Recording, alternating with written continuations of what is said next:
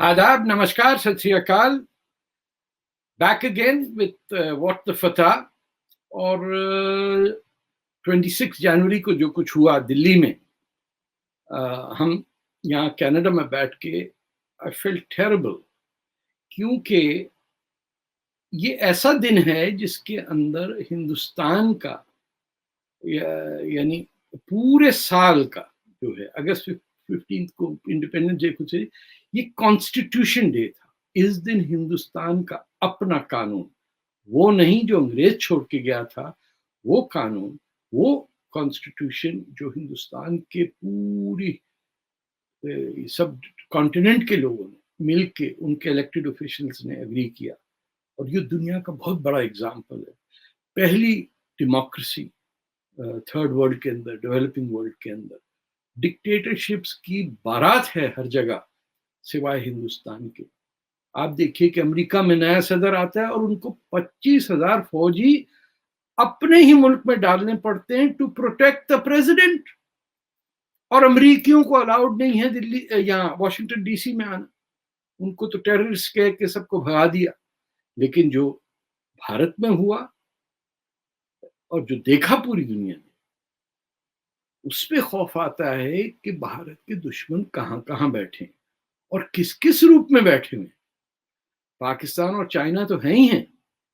उससे 2 दिन पहले चाइना ने और हिंदुस्तान के फौजियों के बीच में नॉर्थ ईस्ट के अंदर झड़प भी हुई।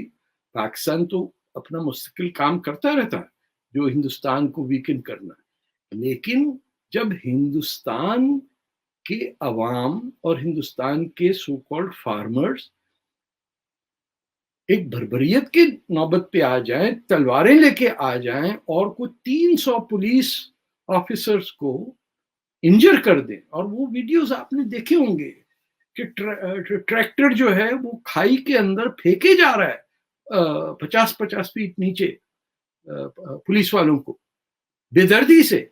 आपके हाथ में अगर तलवार है और दूसरे लोग जो खड़े हुए हैं, तो ये कोई तरीका है डेमोन्स्ट्रेशन करने का? जो किसान बैठे हुए थे बॉर्डर्स के ऊपर, जो उनका, मैं उनसे एग्री नहीं करता, लेकिन उनका हक है प्रोटेस्ट करना। लेकिन आप इजाजत मांगें कि रिपब्लिक डे, जिसके अंदर पूरी दुनिया की नजर भारत पे है, जिसके अंदर बांग्लादेश पहली दफा अपनी फौज को परेड करा रहा है on the 50th anniversary of how India liberated Bangladesh, उसके बीच में आपने कई सौ ट्रैक्टर घुसा दिए और लोगों के ऊपर चले जा रहे हैं वो ट्रैक्टर, और जो नारे लग रहे हैं, और फिर आप रेड फोर्ट पे हमला करते हैं। क्या लोगों को पता नहीं है कि रेड फोर्ट की अहमियत क्या है? पूरा गदर जो था 1857 का, यहां लड़ा गया, अंग्रेज ने हुकूमत की सबके ऊपर। This is the symbol of Indian sovereignty over India. उस पे लोग चढ़ के मजहबी झंडे लगा रहे हैं। तो आप क्या समझते हैं कि दुनिया नहीं देख रही? और जो मसला था किसानों का, कुछ भी हो, वो उसके अंदर डूब के दब गया। जो पंजाब और हरियाणा के अंदर एग्रीकल्चर ओनर्स का है मसला, वो लड़ाई है between those who till the land, यानी वो मजदूर लोग, फिर वो जमीन के मालिक लोग, फिर उसके बीच में थर्ड पार्टी, जो बीच में लोग बैठे हुए हैं जिन्होंने पिछले 30-40 साल से जिनकी लाइफ सेट है। और वो जिस जमाने में हिंदुस्तान एक सोशलिस्ट स्टेट के स्ट्रक्चर में कर रहा था, जिसकी वजह से काफी अरसे तक पूरे इंडिया की डेवलपमेंट रुकी रही, जहाँ लाइसेंसेस का और परमिट्स का दौर था, उससे हटने के बजाय वो रेजिस्ट कर रहे हैं कि नहीं, we will not let the old things go away. और इसमें सब पार्टियां अग्री कर चुकी थी ओवर द इयर्स कि इसको कैसे बदलना चाहिए, क्योंकि वाटर टेबल जो है पंजाब की, हरियाणा की, वो गिरती चली जा रही है अंदर। अगर पहले पानी मिलता था से 10 फीट पे, तो आज आपको 15 फीट पे मिल रहा है। वो कौन देखेगा? जो मिडिल मैन है वो तो इंटरेस्टेड इसमें नहीं कि वाटर टेबल कहाँ है, उसको तो पता है कि मेरी जिंदगी भर में मिडिल मैन बन के I have to make money and anyone who comes in between I will strike. I would like you to hear this woman, an ordinary Indian woman who's reacting to this.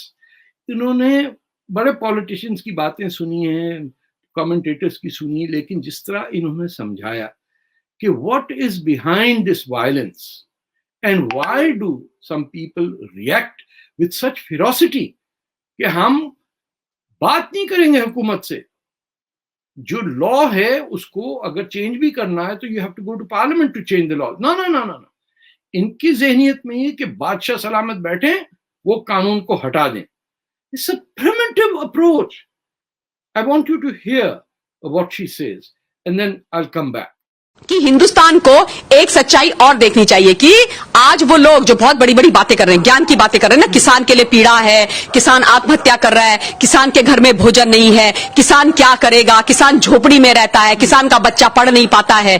इतने सालों से, 70 सालों से इस देश का दोहन किया, इनको किसान का दर्द नहीं दिखाई दिया, इनको किसान की पीड़ा नहीं दिखाई दी. जब इन्होंने अपने बिचौलिए बिठाए मंडियों के अंदर इन्होंने इलेक्शंस नहीं होने दिए, वही लोग मंडियां इनकी कमिटियां चलाती रही और जो 100 रुपए का सामान होता था, जिसके 100 रुपए किसान को मिलने चाहिए थे, उसके 50 पैसे दिए, किसान को मरने के लिए छोड़ दिया. उसके बाद उस सामान को कोल्ड स्टोरेज में डाला, फसल को मार्केट में उसकी आवश्यकता बढ़ाई, उस 50 पैसे से लिया हुआ सामान 1000 में बेचा और हम तक पहुंचते पहुंचते वो 2000 का आ गया. 2000 में से किसान को कितना मिला? 50 पैसा. 50 पैसा. इन लोगों की बदौलत, ये बिचौलिए जो बैठे हुए हैं और इनके जो राजनीतिक आका बैठे हुए, उन लोगों की बदौलत, और जो आज सड़कों में खड़े होकर के चिल्ला रहे हैं, इसी बात का दर्द है, इसी बात का दर्द है. तब इनको किसानों की चिंता नहीं हुई. एक और बात बोलती हूं, 2004 से 2014 तक ये पता कीजिए हिंदुस्तान की किसान, इस हिंदुस्तान के हमारे किसानी कृषि मंत्री कौन थे? मैं बता देती हूं नाम, शरद पवार जी थे. और अब आप एक काम कीजिएगा, मैं ये डेटा मैं आपको नहीं बताऊंगी, आप तो 2004 टू 2014 तक ये निकालना कि कितने किसानों ने हिंदुस्तान के अंदर आत्महत्या करी, किस पूरे देश के अंदर और राज्यों के अंदर और खासतौर पे महाराष्ट्र के अंदर. निकालेंगे, दूध का दूध और पानी का पानी हो जाएगा, इनका काला चेहरा सामने आ जाएगा.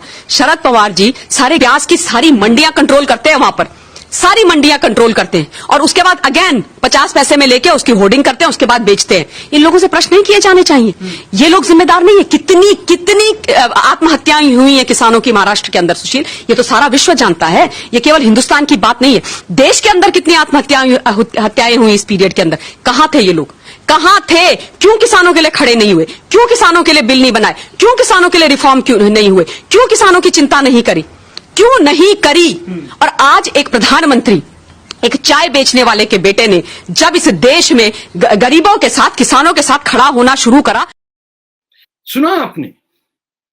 This woman is not a politician और अ प्रोफेशनल प्रोटेस्टर और anything, but she nailed it. Because सच जो है ना, वो हमेशा सिंपल होता है. और इस पूरे कंस्ट्रक्ट में हिंदुस्तान का फायदा क्या है, वो चाहे आप आसाम में हो या चेन्नई में हो या पंजाब में हो, आपको कुछ तो सोचना होगा कि ये मुल्क कैसे चल रहा है. इतना कॉम्प्लेक्स कंट्री है, 400 जबानें हैं, मेजॉरिटी हिंदू है, लेकिन तब भी 6 डिफरेंट मजहब धर्म यहाँ जिंदा हैं, लोग मानने वाले हैं, उनको फुल फ्रीडम है. और उसके अंदर आप बात कर रहे हैं कि खालिस्तान बनाएंगे आप. और जो अगर पॉइंट आउट किया जाए कि ये न्यूयॉर्क और वैंकूवर के अंदर लंबे लंबे जुलूस खालिस्तान जिंदाबाद और वो भिंद्रनवाले की तस्वीरें गाड़ियों पे लगाए हुए चली जा रही, वो आपको वीडियो आप देख सकते हैं, इट इज अवेलेबल. अगर कोई बात करे कि ये आप खालिस्तान क्यों बीच में ला रहे हैं, तब भी आप नाराज. अगर कोई कहे कि खालिस्तान नहीं होना चाहिए, तब भी आप नाराज.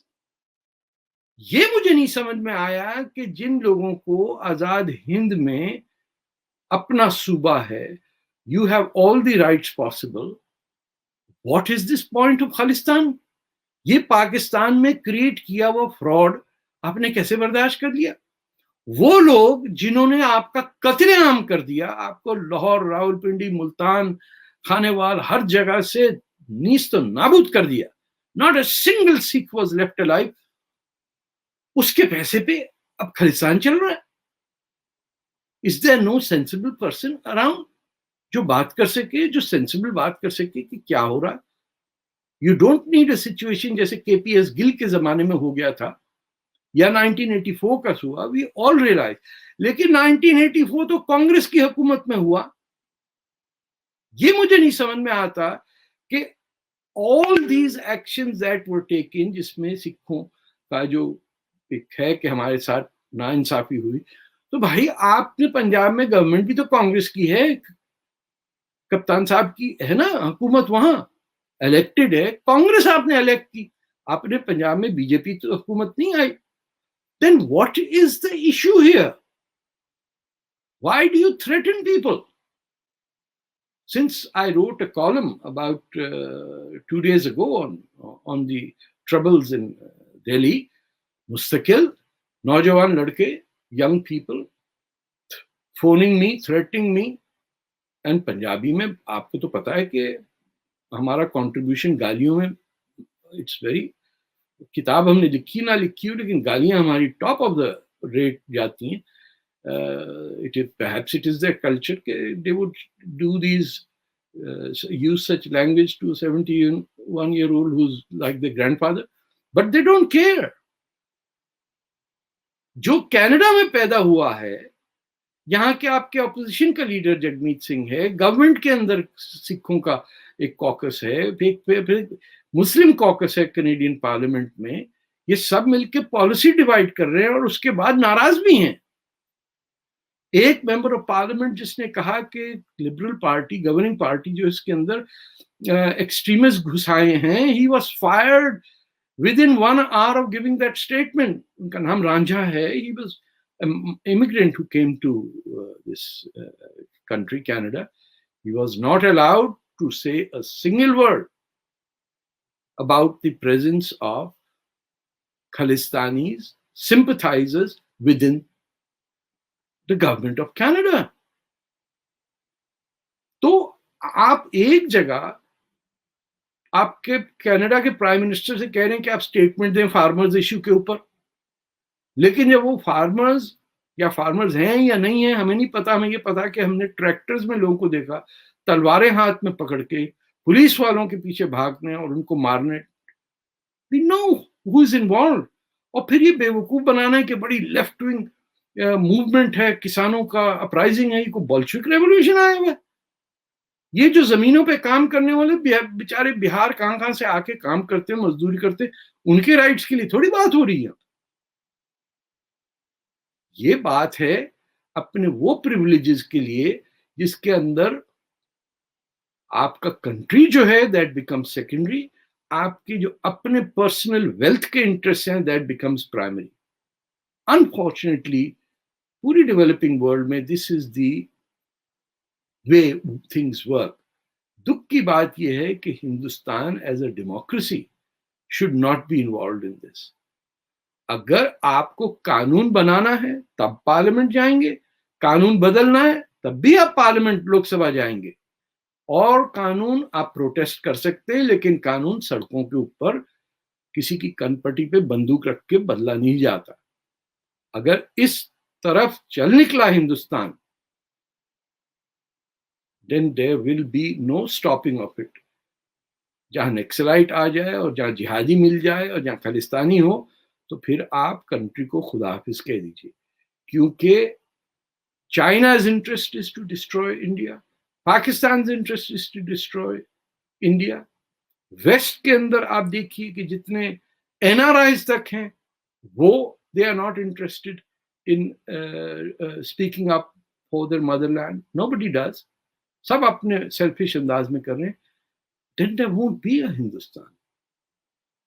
Hindustan can only be there if people recognize that this is the last stage of a democratic society on earth, जहां इतनी डाइवर्सिटी है तब भी वो एक हैं सब, आसाम से लेके नीचे केरला तक लेकिन अगर कश्मीर, कलकत्ता और केरला को मिला के आपने इस्लामिक रेवोल्यूशन लाना है और पंजाब में खालिस्तान बनाना है, तो then somebody will have to rise like Mahatma Gandhi to wake people up.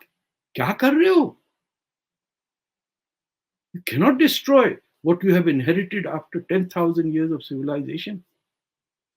तो बस मेरा यही आपसे आज कहना था और द फतह में कि बाहर से बैठ के बहुत दुख होता है देखना कि हिंदुस्तानी हिंदुस्तानी को मार रहा, क्योंकि सारी दुनिया तो इस चक्कर में है कि हिंदुस्तानी डूब जाए।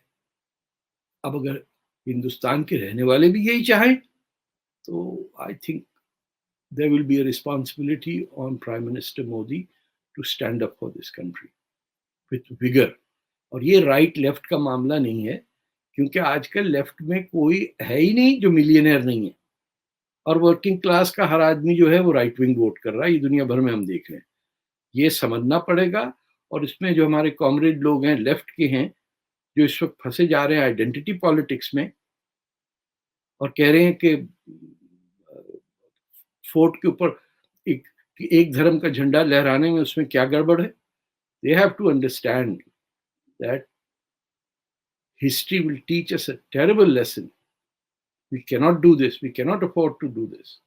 India is a secular democracy जिसके अंदर religion is your personal matter and it's protected, but you cannot bring that religion on to the street and make it a dominant. और ये याद रहे कि ये हिंदुस्तान है। हिंदुओं से आप ना कहें कि आप अपना धर्म छोड़ दीजिए, ये उनका देश है भाई, तभी तो इसको हिंदुस्तान कहते हैं। जिनको तकलीफ है हिंदू से, वो चले जाएं सोमालिया, पाकिस्तान, जिधर भी आजकल किश्तियां जा रही। लेकिन ये कहना हिंदू से कि हिंदुस्तान में तुम हिंदू ना हो, ये ज्यादती है। यानी कजाकिस्तान में कजाक ना हो, तुर्कमेनिस्तान में तुर्कमेन ना हो, वहां कोई नहीं कहता ये, बस हिंदू हिंदुस्तान में ना हो। Can you imagine this? And the whole world should understand this, but especially the young people of India. Jago. Until next time, namaskar, khuda hafiz, fi amanillah. Jai Hind.